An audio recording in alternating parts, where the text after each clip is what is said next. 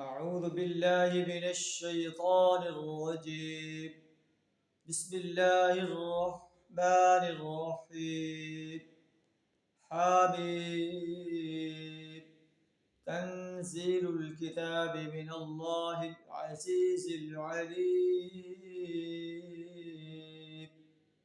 غافر الذنب وقابل التوب شديد العقاب ذي الطول. لا إله إلا هو إليه المصير. صدق اللہ العظیم. سورہ مومن کی پہلی 3 آیات آپ کے سامنے تلاوت کی. سورہ مومن جو ہے مکی صورت ہے، اور مکی صورتوں میں توحید اور رسالت اور آخرت پر بڑے مدلل انداز سے بیان ہوا ہے.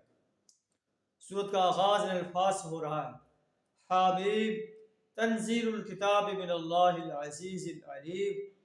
یہ کتاب اس اللہ کی طرف سے نازل ہوئی ہے جو علیم ہستی ہے، عزیز ہستی ہے، بڑی غالب ہستی، بڑی طاقتور ہستی.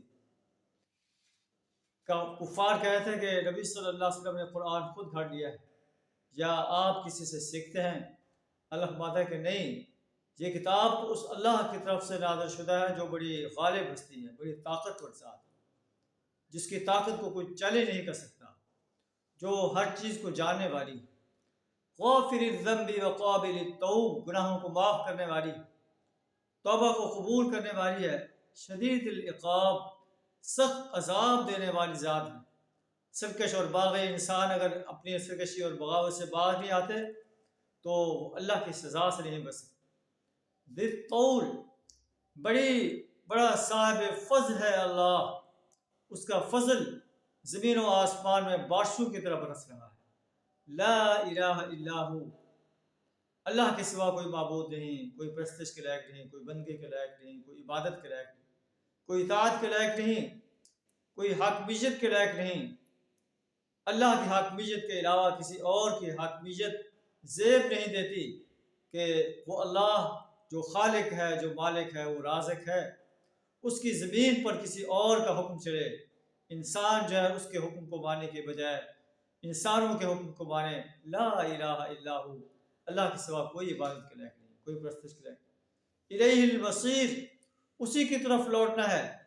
دنیا میں سرکش اور باغی انسان چاہے جتنا بغاوت کر لیں، جتنی سرکشی اختیار کر لیں، آخر کار انہیں اللہ کے عذاب میں پیش ہو کر اپنے ان سرکشیوں کا، بغاوتوں کا حساب دینا پڑے گا. اور وہ اس وقت اکیلے ہر فرد کو اپنی زندگی کا حساب دینا پڑے گا.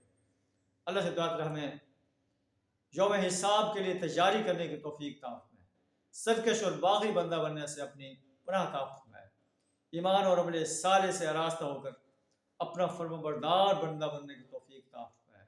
وآخر دعوانا الحمد للہ رب العالمین.